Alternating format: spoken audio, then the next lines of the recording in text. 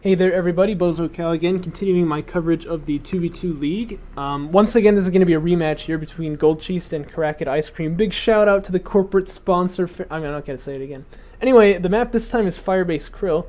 I don't want to spoil the last game, but I'm going to do it anyway, I suppose. So you better watch that one first. But Tarnarmour and I, of course, were able to take a really nice early game engagement. We were on higher economy than our opponents, and so we were just kind of able to run them over with railguns in the beginning. This time we both roll GldCheast, and of course we are playing random, you know, so we never know, you never know what you're gonna get, you know what I mean? So this time we're both GldCheast, and so our idea was, alright, let's go for some early aggression, see if we can do an assault ship and railgun push. This is something that Peter showed me, actually. It's very, very effective. Works really well in 3v3 as well, because people are not really expecting it. But yeah, you know, this is not like an all-out rush here. We're going to play the early game a little bit more standardly. That's kind of how I like to do it. Pushing in with, what do you call them?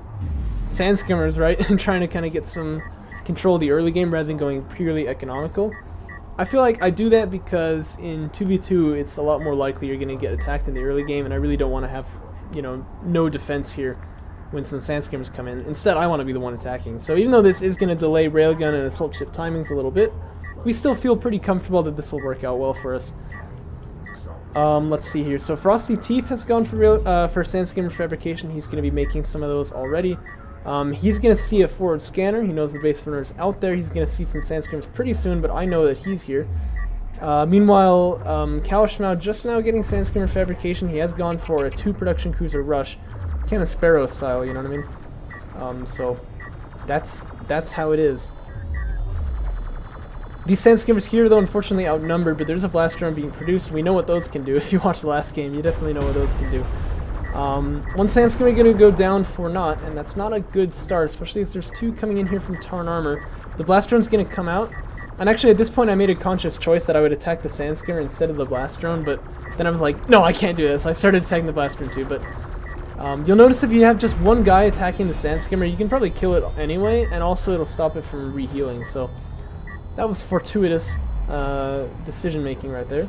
Now Cowofschmau has got 2 production cruisers. He's making sand skimmers 2 at a time here, and that should help them to hold off this early game stand right here. Last game, of course, he came up with those way too late. There were already like AAVs on the field and such, but now it's going to be actually very good for the defense here, and you can see he's moving into position to help out his teammate. What are the upgrades like? No upgrades on the way for anyone. And because he's got high ground, we're going to choose to back away right here. Also, cruise missile kind of dissuading us right there, as you can see. He will basically just be able to outproduce us as like in terms of sand skimmers right here. So at this point, we want to fall off, like back away. You know, we don't want to keep attacking. But you know, using teamwork here, we might still be able to get some ground is the idea. And we also want to get a double extraction going. Which we can do, of course, because we have field control here. The other team has not yet been able to get any base runners in the area. So, as I mentioned earlier, I'm going for railgun fabrication. Tarnarmour is going to go for assault ships. Look at the... Wow. We're both going for refinery mode at the same time. But yeah, you can see us kind of like massing the sand skimmers together right here to try to take this fight, but we don't really want to fight into the high ground there, so we're going to back away. Let's see. So the economy from our opponents, as you can clearly see, is quite further back here. They still don't have refinery mode, and only FrostyTeeth actually could get it even. And you notice we also forced Power Reserve 1 out of Cowofschmau, which is not a bad move, mind you. Not like I'm saying he shouldn't have done that, but that's a good thing for us, you know. The reason you get Power Reserve 2, of course, is because you're worried about, you know, getting attacked in the early game, which obviously did happen here. The thing is, it does cost resources. It costs tech time, which is quite valuable as the GldCheast player, so forcing Power Reserve 1 out of your opponent in the early game there is generally seen as like a little bit of a mini victory, because you kind of hurt him economically speaking. But yeah, I've got to say, I did not realize this in-game, but it really is 4 base against 2, isn't it? So that's got me quite happy about how we played this one. It seems like it was going pretty well. Upgrades anywhere. Tarnarmour and I both have upgrade, like the Armor 1 upgrade. No upgrades here for Cowofschmau, so we're taking a mad effective fight right here. doing a lot of damage to these units. They're getting up onto the high ground, so we're probably going to want to back away, but that was definitely good for us. One extraction comes down for Tarnarmour, second going to come down soon, and he has got another base runner going to get a third extraction. I love that move there, just like, if you've already got artifact pressure going, you know, just put it, like, ramp up the pressure a little bit more even. One thing I really love about this this tactic of having like one player go rails and one goes assault ships is you don't have to worry about anything else. You know, like I just make railguns. That's all, and that means that I can make tons of them. My ally there can just make assault ships. He doesn't have to worry about railguns. I've got him covered in that regard. So we can both specialize and get tons of units out there. When you mass both of these units, they're very good. So I feel like it's really good from a coordination sense. You know what I mean? And sure enough, I've got 2 heavy rails out already. One assault railgun right here to just kind of assist with the sand skimmers in the early game before these assault ships arrive. But we're now moving into the mid game for sure. And it's been really just constant aggression from us until this point. We're kind of standing off now at this line right here. And like I said, you were ahead in economy. That's kind of why we're standing off here. We know that we have the artifact lead, we have the military lead, and we have the economy lead. So if we just play it safe, there's no way we can lose really. Cowofschmau gonna try. No, this is FrostyTeeth. He's gonna try to see if he can, you know, take out a railgun or something like that. But unfortunately for him, no option available in that regard. He has gotten assault ships out now, so we've got 2 assault ships from FrostyTeeth, and he's going for siege cruiser fabrication. You know, typical ConF players. Of course, he went for honor guards last game, so it's actually quite nice to see. Let's see here. But still no refinery mode for him. Actually, he's still on 1 base there. Yeah, you definitely gotta click on this one, buddy. You know, Power Reserve 3 coming out for Cowofschmau. We saw this last game too, but it didn't help him too much because we had a lot of railguns back then, and you know, railguns. So I mean, I feel like we're gonna have kind of the same problem for him there. We're definitely staying underneath this carrier for a bit too long, especially as he's got a lot of power reserves. It's a little difficult to tell that in game, so we didn't know this at the time, but yeah, we definitely stayed under the carrier for a little bit too long there. Took a couple losses we didn't need to, but it's okay. You know, we're holding off their second base, and because we, how do I say? Because we're having we're getting more resources than our opponent, we can afford to take bad trades. Even I know that kind of sounds stupid, but you know, we really can. These sand skimmers here found an excellent window into these heavy railguns, but actually the assault ships are in position to capitalize just a little bit here. Didn't get many shots off, but you can see if these sand skimmers push in this direction, which seems to be what they're doing here, and that's got to be the wrong move. These assault ships are really just going to tear them to shreds. They see it now, they're backing away, but just a little bit too late there. And they're probably all going to go down, especially as there are no upgrades on them. Armor 2 on my sand skimmers. Cowofschmau has successfully pushed his way out into the second there, and he does have refinery mode, so he is on 2 bases now.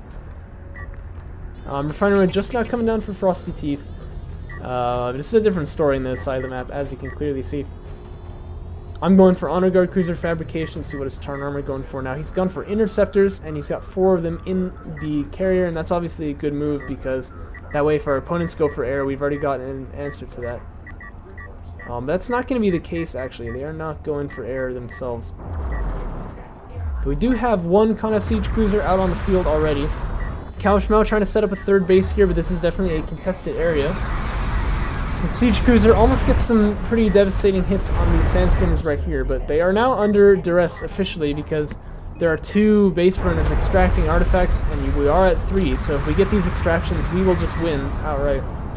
Barrage coming down on the Siege Cruiser now. And that barrage is pretty good. As you can see, it's already taken 1 railgun. There's 2 rails up on the high ground here doing a lot of damage to us. And this is definitely not where I want to be pushing, but, you know, whatever. It's probably not going to matter because the artifacts will extract, but still, that was definitely a very bad fight for me right there. I lost pretty much all my railguns. Didn't really get too much out of it either. That Siege Cruiser is going to go down, but that's mostly thanks to the Interceptors from Tarnarmour. My sand skimmers have come in, gotten a production cruiser snipe, which is always quite nice, and that is one benefit of me pushing the railguns in there. It did work out that way. Power Reserve 1 getting research for me now, so you can tell I want to kind of weaponize my carrier a little bit. I do have 3 production cruisers, so I can leave home. I'm ready. I'm ready, Mom. But yeah, Cowofschmau pushed off of his main right here, and he has left these 3 sand skimmers alive, actually.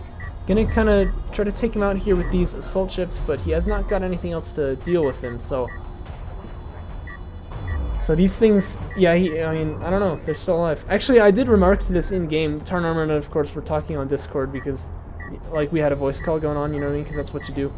And I was like, wait, they're still alive? You know, like, I couldn't believe it, but... missile ship fabrication coming out for me now. We're really, you know, like, the only way we could conceivably lose is, like, some kind of godlike air transition, so, you know, we're not even risking it, you know what I mean? We've got our bases covered in that regard. These 3 Sandskim are still alive, heroes of the north, no, not the north, of the equator, I don't know. Fil. Hey, that means verb in Turkish. It also means elephant in Arabic, but anyway.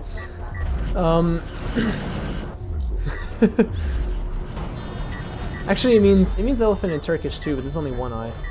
Anyway, you can see desperation barrage coming out from the siege cruiser there against the extraction zone, but it's not going to matter. The artifact will extract, and that will be another game in our pocket. There's like, whoa, look at this. There's like some bar over here. I totally did not even realize that this was here earlier. Wow. Anyway. So that is going to be game number 2, if you will. It's not exactly a series, but, you know, we are playing games in a row, so I suppose it makes sense to consider it that way. But yeah, another win for GldCheast. Yes. And we will move on to the next game. I'll just go ahead and cast that one as well, although these will be in separate videos. But yeah, more 2v2 content coming out, of course. And once again, as always, special thanks to the... let me just make sure I've got the name right here. The Farron Shaw Creamery and Souvenir Shop for sponsoring this beautiful team right here. And special thanks again to FrostyTeeth for setting this league up in the first place. I'll see you guys in the next video.